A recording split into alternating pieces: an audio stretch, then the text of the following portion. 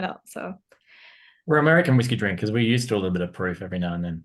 yeah, yeah, I like the idea that like American whiskey drinkers are like Australian rugby versus American NFL. It's like Australian rugby. It's just like no path. We go in hard. The Scotch is just like no, no, no.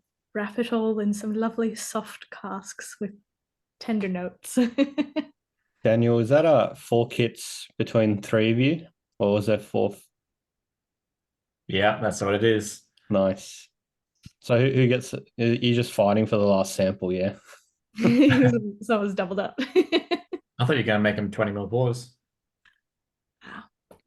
Alrighty. Well, let's get cracking and underway. Welcome everyone to tonight's very special old and rare virtual tastings of some incredibly hard to get your hands on Kentucky bourbons. There's a brand I haven't even heard of in here, so I'm very, very excited. We've had back-to-back American whiskey tastings this week. Anthony, good to see you again from last night. Obviously, we had the Heaven Hill one last night. And this time I have brought Scott on. I've got him as my very special guest tonight. He's a fiend for American whiskey ever since his days at Nola Bar in Sydney. So it's only right to have him on to talk about these drams with us. I always like to say I'm the American, not the American whiskey expert. But to be fair, Chris is also American, but he's a much more avid drinker than I am. Out of the two of us who have passports to the land of the free and home of the brave, or whatever the kids call it in school nowadays, back in the States. But yeah, I'm very excited to have Scott joining me and bringing his expertise. Before I get started, usual housekeeping to go over. For these, we recommend having 6 glasses so you can go back and compare, particularly across the two Calumets will be really interesting. And then I think the Maker's Mark and the Old Fitzgerald will be interesting to compare two wheated styles of bourbons. If you don't have a glassware like me, totally fine as well. The usual, please don't drive after the tasting. Responsible drinking is always encouraged. All the tastings are recorded for those who want to watch them back or who can't join us tonight. They're all up on the Whiskey List YouTube channel.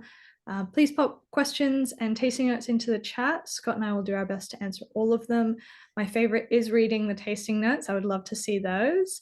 Anthony, who was at last night's tasting, will know I have 2 main flavor categories for American whiskey, which is marshmallows and pickles. And everything falls into one of those 2 for me. So if you can add a tasting note in, pop if you think it's a marshmallow whiskey or pickle whiskey. I think that could be really fun as we go along, but I'll stop my chattering for now and hand it over to Scott to take us through the first whiskey in the lineup, the Calumet 15-year-old. Thank you very much for that intro, Emma. And Emma might be the American, yes, but I suppose she's even amongst all of us, she's even more the whiskey specialist than me. I like to say I'm the chief. Well, I'm on a virtual setting, so I won't say shit talker, but that's exactly what I mean. Just said it. There wasn't really any way around it. Ollie can beat me afterwards if he needs to. Welcome thanks very much for coming tonight, guys, for joining us for this American whiskey tasting. We're going to be tasting 6 Kentucky American whiskeys, 6 Kentucky bourbons. Obviously, Kentucky being the primary whiskey aging and whiskey producing region in America, has been for a very long time. It wasn't always the case, and it obviously doesn't necessarily mean that all bourbon has to be made in Kentucky, but there are some particular reasons why it has really taken the fore and really been the world leader of American whiskeys and bourbons. So we're going to go through some reasonably varying kind of flavor profiles here today. But a lot of what we're going to be tasting is like really, really seriously aged compared to a lot of American whiskeys. When we think of bourbons coming out of the States, most of the time we're talking about whiskeys that are about anywhere between 3 to 5 years old. Some of the more premium whiskeys up to around like the 7 years for a Buffalo Trace. But most whiskey we're seeing obviously usually doesn't have an age statement on the bottle. We have a lot of whiskies in the lineup tonight with 15-year-old, 16-year-old, 17-year-old products. This is pretty rare when it comes to American whiskey. And these particular products are ranging from stupidly hard to get to somewhat hard to get in the States. And here in Australia, pretty much all on the stupidly hard to get side of things. Because if you're an American whiskey fan in Australia, you'll know that it's not fun to try and ship your own whiskey across from the States. And your bag is almost always jingling when it comes back from the airport. So yes, we're going straight into Calumet 15-year-old and the Calumet 16-year-old. If you want to, please do have them side by side. We're going to kind of smell them, taste them, refer to them back to back. If you don't have 2 glasses, that's totally fine. Just feel free to not pour the whole sample in, because we can come back to it later if we need to. So Calumet, this one here is a 15-year-old, bottled at 52.5% ABV. Most of the time, obviously, the Americans are talking in proof. If you need to think about proof point, it's just double ABV. That's very, very simple. And you'll notice that I pronounced that one there as Calumet. I originally, when I saw this brand, I thought they pronounced it as Calumet, because there's a lot of French influence in Kentucky. And I thought, oh, that looks like a French name. Bourbon, or all these different kinds of names have a lot of influence. Louisville, obviously, Kentucky. I thought, yeah, Calumet, it's got to be a French connection.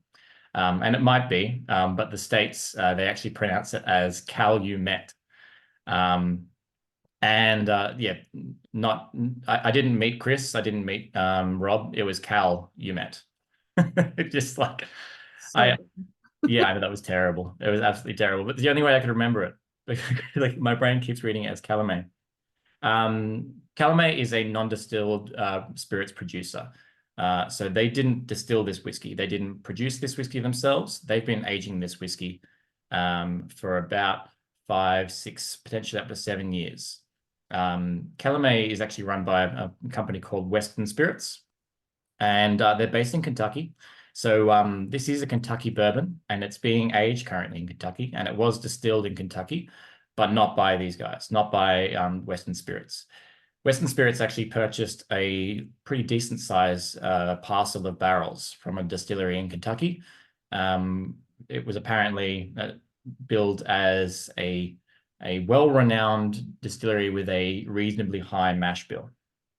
Now, most people who are following the Calumets, they're pretty sure that this is Barton 1792. And it's almost all been but confirmed by people within the industry that this parcel of casks did come from Barton 1792. So the mash bill for this whiskey we're tasting right now is 74% corn, 18% rye, and 8% barley.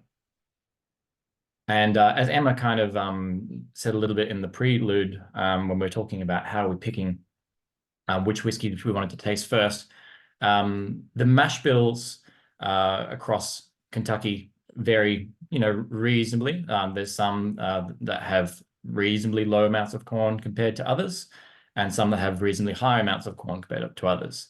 Some that even swap out rye for wheat, some that even don't use any other mash bills at all. Some even make 100% corn whiskies, which technically could be called a bourbon, but almost no one does. Those differing percentages of the grains are producing a huge variation in flavors profiles. If you're super nerdy and into your numbers, you might be able to kind of call off a lot of the mash bills of the prominent distilleries off your top of your head, for Maker's Mark, for Jim Beam, for all these guys. And a lot of them were informed by each other, or kind of have these really interesting relationships about why they use one mash bill over another.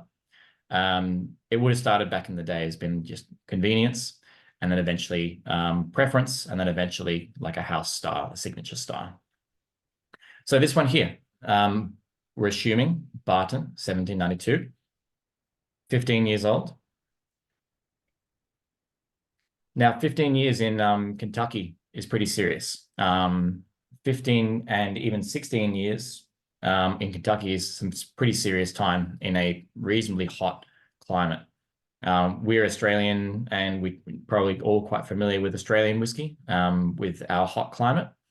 And it can be very, very taxing on whiskey to have whiskey going through lots of changes over a long period of time. And particularly in Kentucky, where almost similar to Texas, they have really extreme weather events. They have super, super hot, and they have super, super cold. Sometimes the distilleries and the rick houses where these barrels are aging, even being aged in, basically feet of snow. So it can be a really dramatic environment for whiskey to age in. Most of the time when we're talking about old whiskeys in America, they have either spent the entire time that they've been aging in the lower portions of rick houses, or at least they've been moved from the top part of a rick house, where basically, if you imagine up high, super hot, things get extracted, flavors get extracted very quickly. They get brought down to a cooler, softer, more kind of relaxed aging environment. So most whiskies, to avoid being super tannic and paddle pop sticks and really, really dark, heavy wood flavors, they're going to try and start controlling that environment. Glenn says Sam Houston sourced the same as Calumet 15. Yes, you're correct. That's the same company there. They also do a whiskey, which I had. They do two others that I know of. Lexington. Lexington is another bourbon they do, and Bird Dog. I've had the privilege of tasting a Bird Dog, and that was delicious. Just all different variations on flavor profile. If it's all sourced from the same kind of place, they might say, this is the flavor profile of Calumet. We're going to try and target that for these barrels that taste like this, and then move it into different releases for different barrels. So I'm seeing a few things in the chat. 15 compared to the 16. I really haven't had a chance to go into it yet, so cheers. Well, you drink the whiskey, Scott. I was talking about it briefly in last night's Heaven Hill tasting, because obviously Heaven Hill had burnt down, the distillery burnt down and whatnot. But I was saying that Barton distillery was another one that actually had a really serious incident where, and I will share an image of it. It's devastating. Look away if you can't stand it. But their warehouses, some of their warehouses, the walls completely collapsed and sent about 18,000 barrels. This is back in 2018. So thankfully, most of them still look very intact. But yeah, they had a recent distillery accident in the last 6 years. What year Yeah, I think I heard there were 20,000 barrels just either destroyed or damaged. Yeah. In that incident, it's just pretty upsetting. But at least it's not whiskey that's on fire and kind of lighting the Mississippi River on fire, which Heaven Hill had the privilege of doing. Yeah, exactly. But yeah, so there's actually video online that you can look up of the Barton distillery accident. You see one wall collapse, and you're like, it looks okay. You're like, all right, maybe the rest of the structure is still standing, and then the rest just completely implodes. So, but yeah, I thought it was it's just one of those unfortunate things, and I think as well, particularly Kentucky does. It is in that Bible Belt where they get hit by a lot of tornadoes, a lot of storms, a lot of hurricanes. So I'm actually shocked that there isn't more stories of American whiskey distilleries catching fire, blowing over, all that kind of stuff. I know the guys at Michter's have concrete rick houses. Just that's how they decided to build them. Whether or not that will be tornado proof one day, who knows? It's one of those things. It's like Florida, you should build some styrofoam houses, ones that go up and then right back down. I think actually, there's probably more incidents than we hear about. I would say that there's quite a lot more fires than you would, you'd want in a distillery. There's quite a few more barrel incidents, but I think most of them don't make the 6 o'clock news, and so we tend to remember the ones where 7 rick houses and a distillery burns down, rather than just a couple of barrels lost here and there. But I would expect that it happens really, really often. Yeah, it would be really interesting to see, because so much news coverage in America is like centralized to like specific towns and regions and counties and whatnot. Like I'm sure on their news platform they've got, you know, every distillery incident imaginable on their local news, but then it doesn't make it to the national and then international news. So yeah, James, it's crazy how many barrels a rick house can hold. 100%. I think correct me if I'm wrong, Scott. A majority of them tend to be between 7 or 8 stories of of barrels, and then I think what you got like 4 barrels high on each story. Yeah, I think 3 barrels per story, and I've heard of some being up to as big as 12 stories high. Yeah. And they're not the same, stories as like a building, that they're not 2.1 meters tall to kind of hold humans. They're only designed to hold barrels. So then they're not kind of 12 human stories tall. They're 12 3 times barrel height or width tall. And yeah, I think up to 50,000 barrels in some of the biggest ones. Absolutely, just crazy. Yeah, I think Jim Beam has some of the biggest rick houses in Kentucky, and they've got the majority, like a massive number of rick houses as well. So I'm going to just get a show of hands. Who prefers the 15 out of the lineup there? Oh, we got a lot. And honestly, I'm kind of waving my hand on that one too as well. And the 16, we've got some preferences there. Nice one. Anthony, chuck in the chat, see what you like about it, if you're brave enough to share. No, I really like this one too. I feel like maybe, Emma, if we're using your analogy, maybe the 15 is a marshmallow and then 16 is a pickle whiskey. Probably. I think Anthony's into the pickle whiskies. If his pick of the Pikesville rye last night is anything to go by. Oh, you're a rye guy, Anthony. Awesome.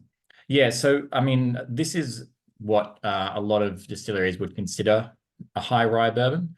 A lot of people expect a high rye mash bill to be around 20% rye. Wild Turkey famously said that theirs was a high rye mash bill, even though it only had 13% rye. And then I heard the Russell say, "Oh, well, it's high rye flavor. It might not necessarily be high rye. It's just it tastes like there's rye in there, and that's good." But I definitely think the rye characteristic is it's a drying kind of experience, particularly on these older whiskeys. I'd say the 16-year-old, that rye component is really coming out. It's bringing you a bit more breadiness, a little bit more kind of tannin. Obviously tannin coming from the oak, but it's a little bit more of a savory kind of experience. Whereas the 15 for me like has those classic bourbony, sweet marshmallow kind of notes. Yeah, it's that kind of cola nut. If anyone's ever had the Doritos Mexican cola, it's that kind of, not Coca-Cola, but cola kind of vibes. Yeah, James, spice and toffee, and the 16 is more molasses, cocoa powder. Yeah, 100%. Glenn says the 16 has a stronger cherry taste. Yeah, like a maraschino soury kind of. Yeah. Scott, are both of these from Barton, or is the 16 possibly from another distillery? Well, we had listed on the website that one was potentially Buffalo Trace, but Buffalo Trace purchased the Barton distillery at some point, so they are probably both from Barton. And I believe that I'm not sure if Calumet has been continuing to purchase barrels ever since their first collection that they picked up a good number of years ago. I think the barrels that they bought were probably about 11, 10 years old back then, and they've been aging themselves for quite a while. So you would think that they've got to the point where now they're going to have to keep sourcing old barrels. But good luck with old barrels, because those are the barrels that all the other distilleries are making quite a lot of money out of right now, because all of a sudden everyone wants old whiskey. Yeah. Yeah, which is very much not the case. What you didn't used to be the case. I think the brand ambassador of Heaven Hill used to say that his dad wouldn't drink old whiskey because they said, oh, that's just the stuff they couldn't sell when it was younger.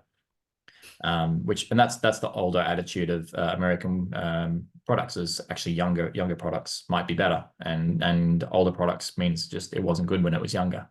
But obviously things have changed a lot in the past decade or so of American whiskey.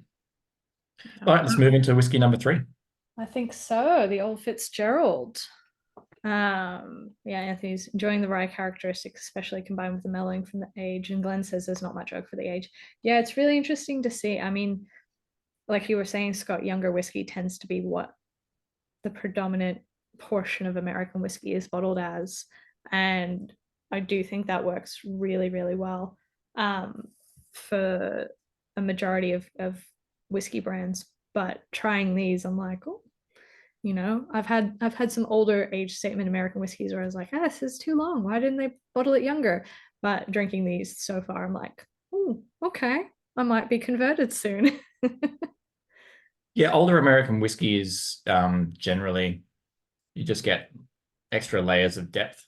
You can get tannin, you can get body super, early in the process, but layers and layers of complexity is hopefully what we're looking for when we're finding these older American whiskies, which, if you're going to pay for, the premium nature of these whiskies, you want to have a premium experience of lots of things going on in your palate and it's sticking around for a long time.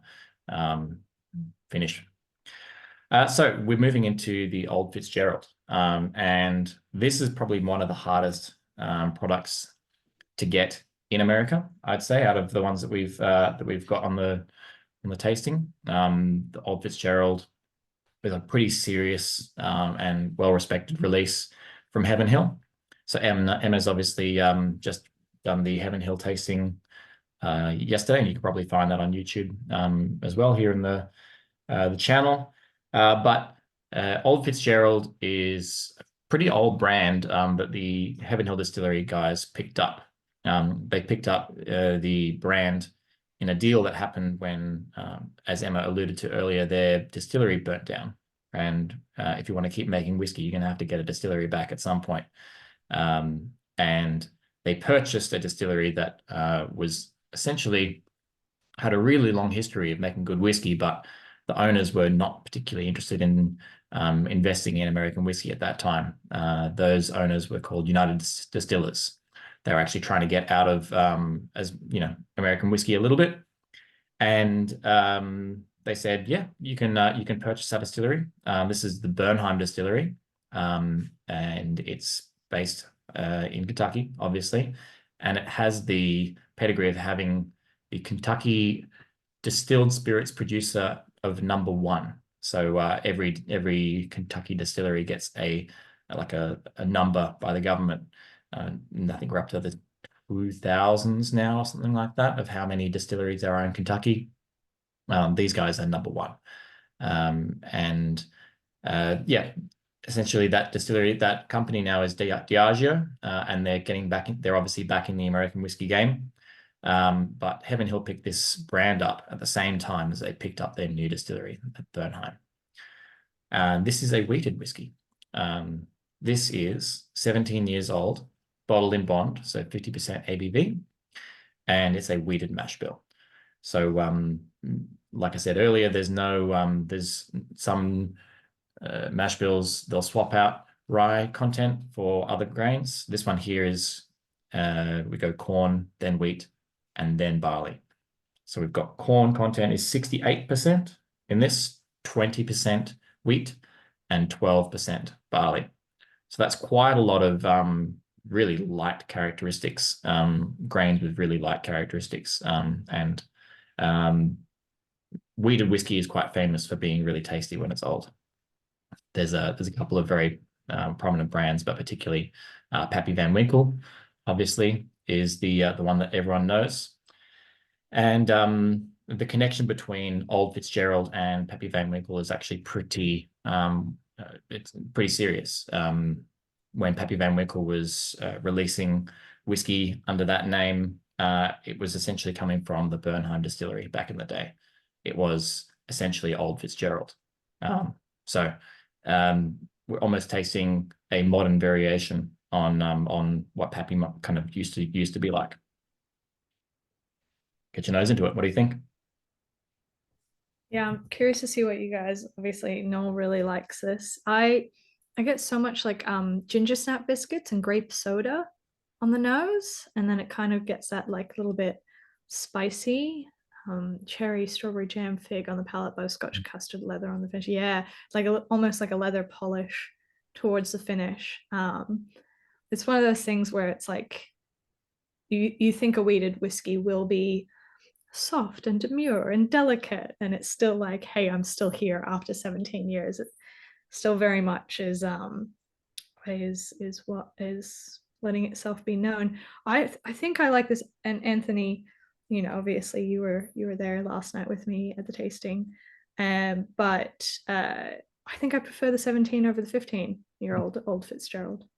James is This noting as well. was the favorite of some of the tastings in person that we've been doing in Brisbane and in Sydney. We did in-person tastings with this one, and this came away as the winner in almost every scenario.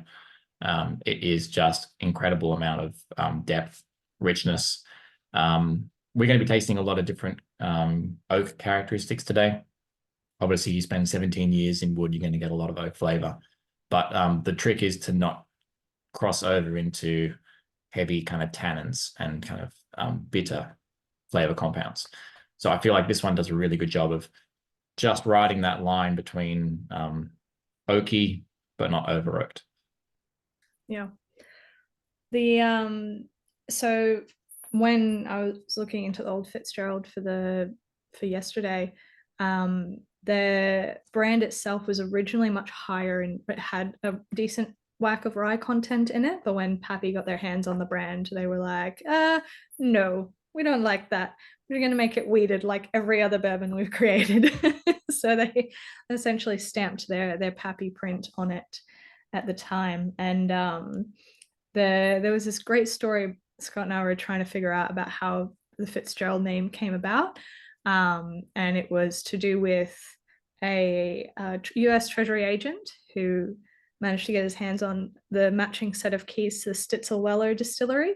And he would help himself to barrels on the fifth floor, penchant and a love of fine bourbon. And so barrels that had been touched by Fitzgerald, as it were, or partially consumed by the man, were called Fitzgerald barrels. And I think the legacy in the name stuck, and it was just too good of an idea. And I mean, with a name like Fitzgerald, it evokes that like old school kind of early Irish immigrant almost kind of vibes. So yeah. Yeah, I get the feeling that the name originally was, shouted from the rooftops of Fitzgerald, took my whiskey again. Imagine that old Yellow Pages ad, not happy Fitzgerald. But yeah, no, it's yeah, I think look, it's such a cool name and a kind of funny legacy to keep on with the brand name. Glenn's discovered wheated bourbons are not your jam, but it's not too bad. Like that's fair enough. I tend to be iffy about wheated bourbons as well, but I'm really enjoying this. James says it's one of the few brands that actually goes by age statement in its quality.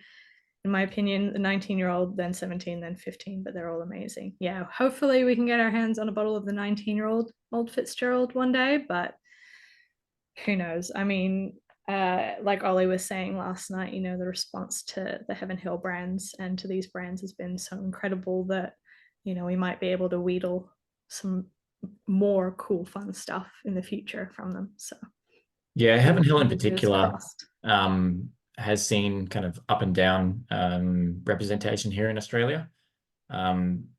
While our love for Heaven Hill probably has stayed reasonably constant, the demand for Heaven Hill globally has just grown so much. So we are really fighting with everybody else in the world now to try and get as much Heaven Hill as possible. But you can be guaranteed that we'll be fighting to get as much of it as we can and keep pushing it here in Australia because we love it. And American whiskey guys love it, sure. Well, Glenn, we're going to get to test your love, hate, or indifference to wheated whiskies one more time because we're moving into the Maker's Mark, I believe. Is that correct?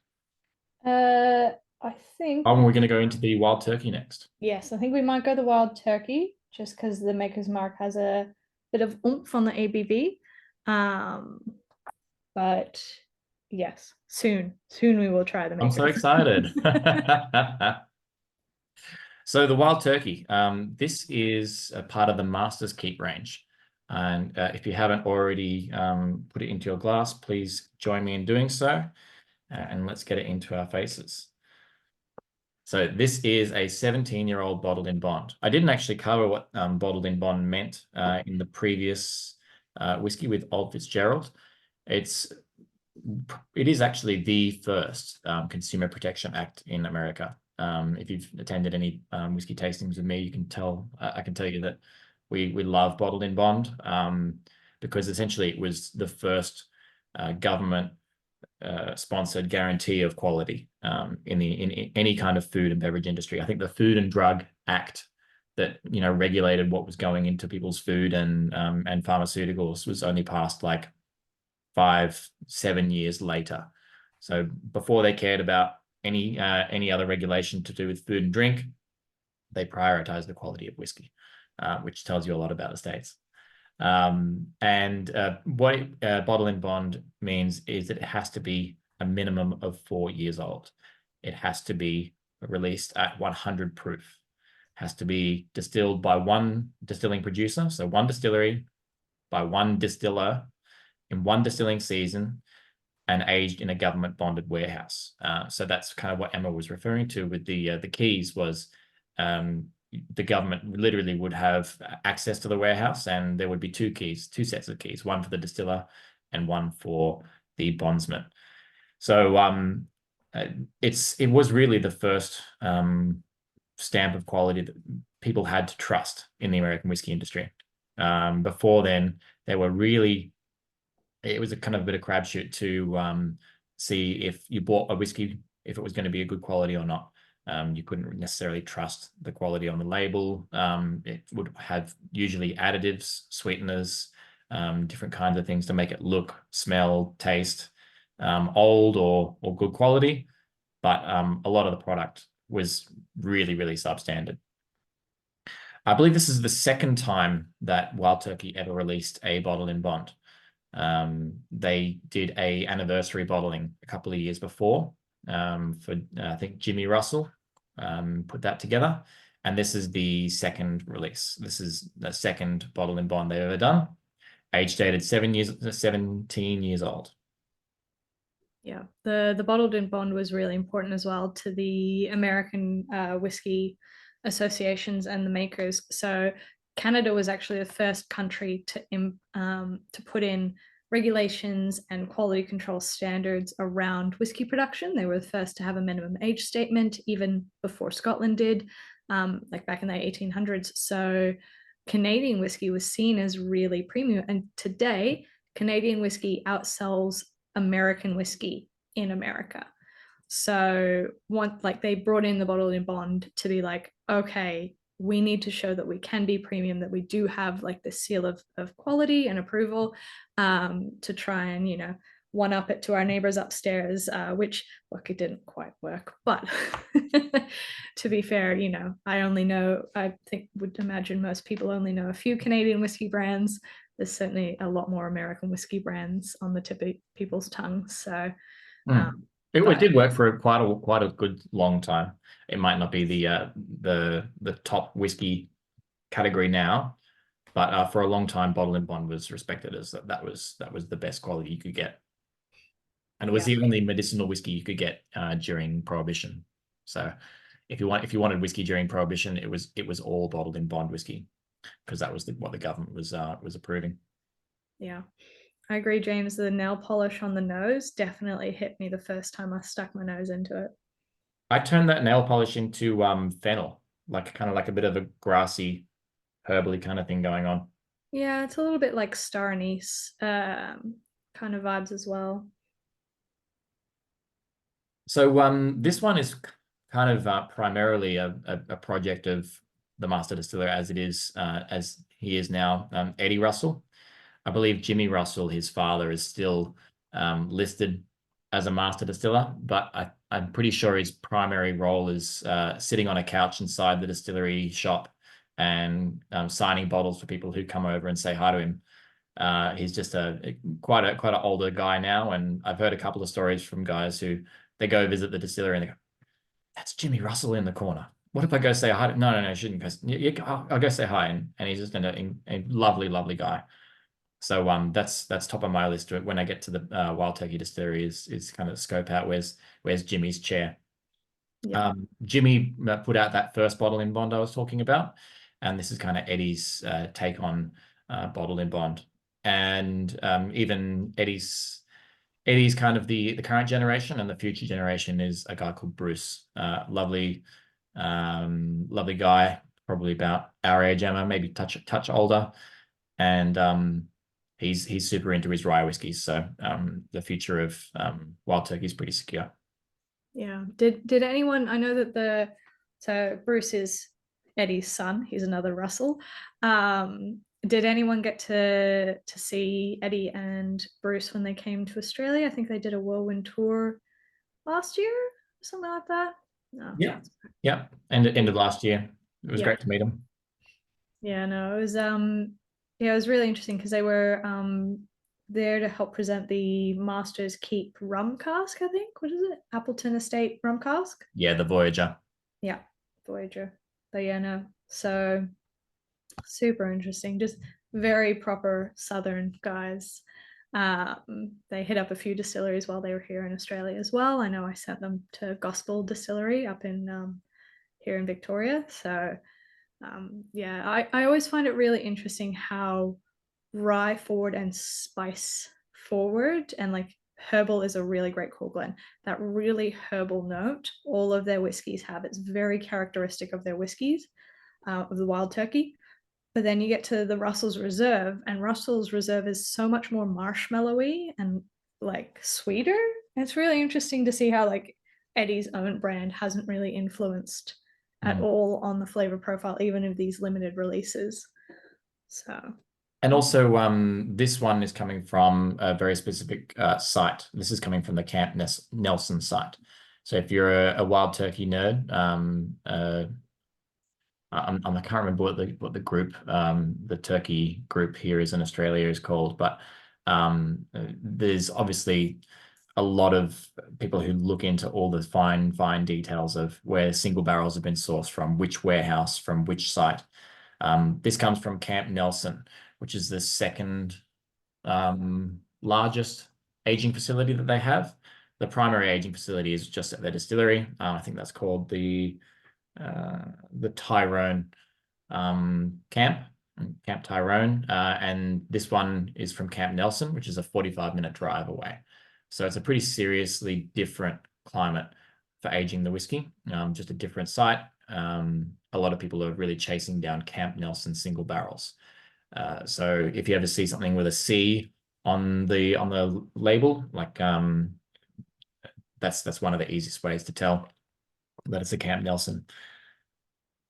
James beat me to the punch when I was going to say, if they didn't call it the Gobblers, that's a wasted opportunity. Gobblers. And Glenn says CN for Camp Nelson on the bottles. Yeah. Awesome. Yeah, it makes sense. I'm getting a little bit of smoke. Do you get like a tiny bit of like charry kind of smoke? It's more of like an earthiness for me, like that really kind of damp funk of a wood that's had rain in it, and it's like 3 days later and it's still wet. It's like kind of that stale wet funk to it. I wish we were a podcast and we had like, you know, the sound board. I would love it every time you say the word funk. I want to have like a James Brown, like, hey. Yeah. I will be taking that idea to Ollie. We will be 100% getting one of those for me, though I suppose James Brown music is probably still within copyright, so we couldn't put it on YouTube. So, well, if you just have like a half a second, yeah, I think that might work. Yeah, it'll be good. All right, let's go into the makers. I am excited for Finally. this Makers. When I saw that Chris brought some back from America, I was like, is there one for me? He's like, I sold them all. I'm like, no, why would you do that? You should have asked. I love Maker's Mark. Yeah, me too. Me too. Our boss, the big dog of GWL, one of went and did a bit of a tour of Maker's Mark recently, and he was thoroughly impressed. There's lots of things that those guys are doing right, not just with the way that they make their whiskey, but also the way they treat their guests. So if you ever are over there, we highly recommend. We're not affiliated with them at all, but we definitely highly recommend that you go and say hi and do a tour with those guys. They really know how to look after you. Proper Southern hospitality. Yeah, the distillery itself is really incredible. I mean, they still hand dip every bottle with the red wax. A friend of mine who used to work as the national rep for Maker's Mark, he went and this is a man who's been in whiskey a very long time. He's seen a lot of distilleries across Japan and Scotland and America, and he went and he was just like, wow, this is like incredible, and it's so like down to earth and so still beautifully small, but at the same time, obviously a very big company. So yeah, and the red wax on all of their bottles comes from the founder's wife, I think Margaret Samuels, is that her name? But yeah, she was just like, well, all the cognac houses do it, and cognac is very fancy, so let's do it too. And that's where it was born from, and they keep doing it to this day. And I'm pretty sure the red wax is copyrighted or trademarked or something, the way Tiffany Blue is, which Oh yeah, absolutely wild that you could do that. But no, they're pretty sure that nobody puts red wax on their whiskey bottles. oh yeah, You'd be a bit silly to do so. They're known for being somewhat litigious, but it is so iconic. You can't have a Maker's Mark bottle without a red wax. So that's a really interesting point that you bring up about Bill Samuel's wife. She was definitely the marketing kind of brain, the branding kind of brain when it came to Maker's Mark. And Bill Samuels Sr. Was the guy who started the brand. Bill Samuels Jr. Was his son who was running it for a while, and now we're pretty much transitioned into Rob Samuels, who's the current kind of master distiller emeritus or something like that. I think does that sound about right, Emma? I'm pretty sure master distiller emeritus means that they were a master distiller and now they've retired. I'm not certain. I know that Pam Hillman from McDo's is a master distiller emeritus, which is she's retired, but she was a master distiller. I don't know. It's like getting a retired professorship, I think. It's a little bit funny. Fabulous Latin words, either way. There's a funny story. There's a couple of funny stories about how Maker's Mark gets started and decides to start making wheated whiskey. Because again, like I said, we're moving into another wheater. This is a 75%. No, here we go. 70% corn, 16% wheat, 14% barley. So, Glenn, if you don't like this one, then we can write off wheated whiskies forever. There's a couple of stories of how they came to choose that mash bill. The one that I think is the nicest story is that they didn't have time to wait to test all the different mash bills out. They didn't want to start from scratch and then realize they'd chosen a bad mash bill. So apparently they baked loaves with the mash bills that they were wanting to distill. And the loaf that tasted the best was the one that they decided to turn into whiskey. Apparently, I've heard from Rob Samuels that happened, but again, that's a nice story. Another story which doesn't get told very often is that apparently Bill Samuels was actually really close with Julian Van Winkle, Pappy. And he actually, back when Pappy was running the Stitzel Weller distillery, Pappy said, look, this is a good recipe. Take that, make a whiskey with that, and charge an arm and leg for it. And that was apparently one of the influences on how he came across this kind of wheated mash bill. Now, Maker's Mark is notorious for not charging a huge amount for their whiskey. So they hold that in their stead, that they're quite affordable for most of their products. Obviously, this is a premium product. This has got 11-year-old whiskey in it and 12-year-old whiskey. They call it out on the label. I think they have in the percentages. It's 13% 11-year-old and 87% 12-year-old whiskey. And this is cask strength. What does it say here? 57.85% ABV. So Maker's Mark goes into the barrel at 110 proof or 55% ABV. So this is ABV is slightly gone up over those 11 and 12 years. And the story of kind of how they came to release this whiskey is that they've been pressured by whiskey people whiskey nerds for a long time to put out an old age-stated cask strength product. Particularly one guy that if you don't follow him already, highly recommend you do. His name is Fred Minnick. He often he's got his own YouTube channel, and he also appears on lots of different podcasts, primarily Bourbon Pursuit. But I remember listening to podcasts with him ages, and in time he comes across someone with the Maker's Mark. They say to him, he says to them, so where's this 12-year-old cask strength? Because Bill Samuels Jr. actually ran a masterclass and brought this 12-year-old cask strength Maker's Mark like 6-7 years ago to a masterclass and said, look, taste this. This is why we don't do it, because it's not that tasty. It's not that good. We don't reckon that you'll like it. It's too tannic. It's too heavy. It's too XYZ. Like, this is why we don't do this stuff. And every single person in the room was like, this is amazing. Please put it out. And he is like, oh, that backfired. Yeah. It's just like, you don't want this? No, this is exactly what we want. I will say there is a cask strength version of their core Maker's Mark bourbon, which is phenomenal. I don't know if it comes soon to Australia though. It dumps all over the Maker's 46 or whatever it is. The cask strength regular version is one of the best ever. And speaking of Fred Minnick is a writer as well. He wrote the Bourbon American Whiskey book, which is fantastic. This is a really great resource that I use because I'm not as across American whiskey as I probably should be, but that's why I've got Scott here. But I'm really bummed that I couldn't get a bottle of this. Actually, this smells amazing. This is going to be very weird and specific, but if you've ever been to Disneyland, the smell of the water rides, it's got that like soft, stale, chlorinated water almost, but it's a happy nostalgia thing. And also pine tree sap, like candles, American candles that smell like Christmas with like pine trees.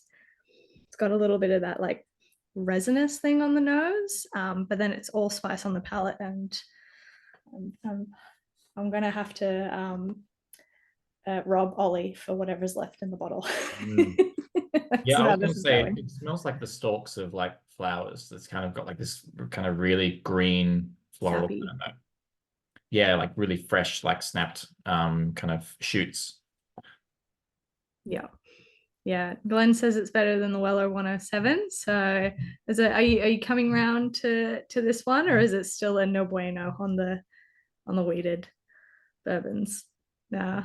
The one last point, I suppose, on the kind of the reason it's called a cellar aged, and that is that Maker's Mark was pretty adamant, like they didn't want to be putting out 12-year-old product, just normal 12-year-old age product, because they were convinced that yes, you might like it, but it's too far from the classic Maker's Mark kind of flavor profile for us to really call it Maker's Mark. If we just left it in the regular rick house, put it up to 12 years old and put it out at cask strength. They are famous for trying to keep all of their barrels kind of tasting pretty similar to each other. They're probably really the only large distillery that bothers to rotate their barrels, so that their barrels spend a reasonable amount of time in each part of the warehouse. Most distilleries are not interested in doing that. It's way too much labor, but because Maker's Mark really only has one flavor profile, they try to make little adjustments to keep it Maker's Mark as they see it. it's worth the effort for them. But then I think in 2016, they started doing their private cask selection program, which allows you to put in different kinds of staves into a barrel for finishing. So it's like a wood finishing series where you put, you can select, I want this number of this kind of stave, this number of this stave, French oak, American oak, toasted oak, all this kind of stuff. And they realized that really early on, their regular aging environment was way too hot and way too tannic for these, particularly for the French oak.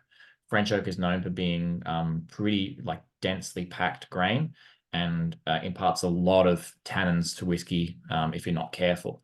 So they said, okay, well, look, we need to age these this finishing kind of single cask projects in a cooler environment. So they built a limestone warehouse. It's not huge, but they built a limestone place where if you're ever going and you do a private collection release, you'll see this warehouse. And they thought, okay, look, if we're going to do an aged product that's got a pretty high age statement on it, let's take them out of the regular warehouse at 6 years old, and we'll put them into the wood finishing, the cool warehouse, the cellar. So this is the cellar aged warehouse because it spends about 6 years in that a regular Kentucky style rickhouse, and then it goes for about 6 years in this cellar. And I believe this is going to be an annual release. So they're going to be putting out different percentages of different ages year on and year out. Thumbs up, thumbs down. How we feel about that one? We got a couple of thumbs. Yep. No, I'm loving this. Glenn's still not sold, which is fair enough. But I think honestly, I think that's a cool thing because it means that like now you know, and you can use your palate as like a bloodhound guide for mash bills in the future. If you're like not keen on a whiskey, you're like, it's high weight content. We're like, how did you know? Could feel it in my bones. Yeah. No, I think it's look, it's a superpower. Take it where you can get it. But yeah. All right. You ready to move into the last whiskey? I think we might be ready to move on to the final whiskey of the night, which I am the most curious about, and I cannot believe that we've waited this long to try it. Yeah. Did you say that you hadn't heard of this distillery before? I feel like I've heard of it in passing, but I've never tried it and I've never like properly seen it. I think Ollie showed me the bottle last night and I was like, what in the ever-loving hell is that? I believe you might have tried something from this distillery before. I'm just gonna put it in a So this is another 17-year-old product. This is 17-year-old aged in Boston. It's why it says Boston on the label. Now that's obviously not Boston, but there is a Boston, New York. No, sorry, not Boston, New York. There is a Boston, Kentucky. Like there's a Paris, Kentucky. You know, there's all these funny city names in Kentucky that you're like, I don't think that's in Kentucky. And like, yeah, that's in Kentucky. It's a very Midwest thing. Because obviously Europe was very in vogue in fashion and they were, very prominent. So a lot of places in the Midwest, particularly Kentucky and Texas, named a lot of cities after cities in Europe. So in Texas alone, you have Istanbul, Paris, and Rome, and Athens, Texas as well. And then in Kentucky, you've got Versailles. They will not pronounce it correctly. Oh my goodness. It will make you cry. Yeah, Boston, Kentucky, because I think Boston as well was somewhere in the UK. I'm not 100% certain, but yeah, there are so many duplicate names. I think there was something online about a guy booked tickets to Istanbul, Texas, and ended up in Turkey or something like that. He ended up in the wrong country. It is super duper confusing. But yeah, Texas is pretty prolific for it. I think they've got 14 different cities that are all named after major cities in Europe. Just wild. So it's aged in Boston, Kentucky, not Boston, Boston. Not Boston. Was it Massachusetts? Yes, Massachusetts. Yeah. I know my states sometimes. So 17 years old. And this is part of a trio of releases. That these guys, they have three primary places where they age their whiskey. It's Claremont, Kentucky, Frankfort, Kentucky, and Boston, Kentucky. So what they did was they laid down this product all almost exactly the same time. The whiskey was aged probably was distilled all about, within a day of each other, and then laid down and then bottled within a day. We kind of bottled within a day of each other. So the experiment was all about where flavor kind of changes from different parts of Kentucky. It's a batch release, so I think there's about 50 to 60 barrels in each different release. So the idea is that you get a full spectrum of flavors that come from that particular rickhouse or that particular part of Kentucky compared to another. So you can get the Claremont Hardin's Creek, the Boston Hardin's Creek, and the Frankfort Hardin's Creek, and kind of taste those side by side to taste the difference. And Emma, I'm pretty sure now it's a good time to reveal the distillery is called the Jim Beam Distillery. Yes. So Hardin's Creek is the name of the creek that runs through the main part of, I think, Lebanon, Kentucky. Again, another world city, and that's kind of where the Beam family settled down in Kentucky, was basically on the banks of the Hardin's Creek. So this is 17-year-old Beam product, which is really cool. Jim Beam's has a lot of like older style releases. I'm thinking, is it called Old Granddads? Is that a Beam product? Yeah, like they've got a lot of old style beams, but I think this is probably the oldest actual beam I've tried, apart from a beam that was bottled in the 1950s that I've tried, which is really cool.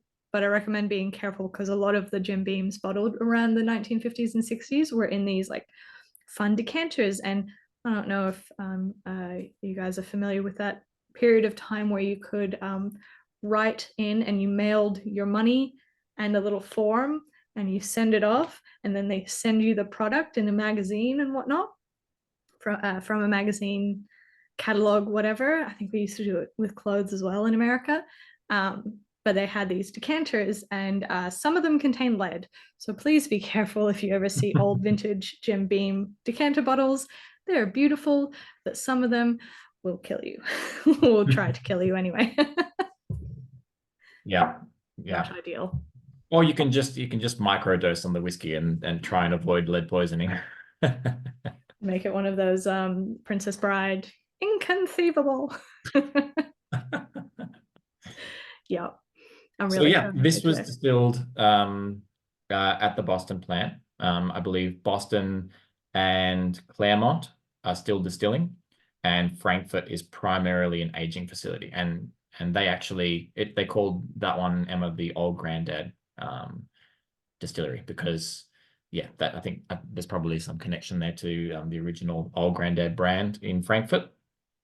And so they distilled from both of those different. I think Claremont probably went to Frankfort, and 17 years in very different climates.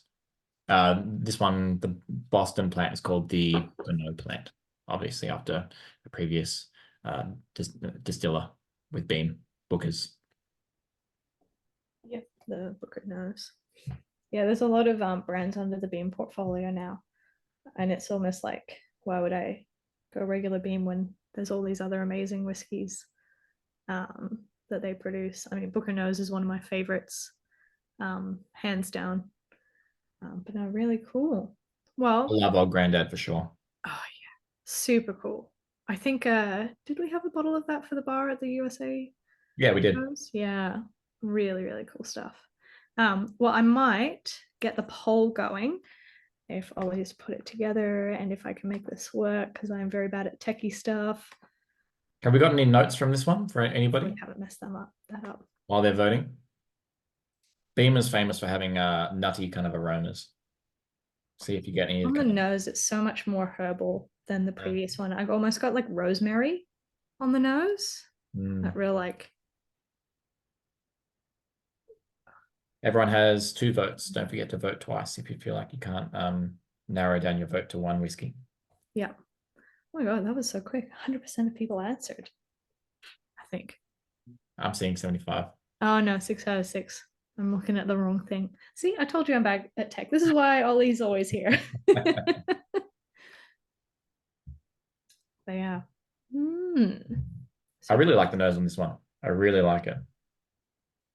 Yeah, I'm curious to see what you think, Glenn, being more and Anthony more rye fans, and James, you're a rye fan as well. So curious to see how you feel about this one.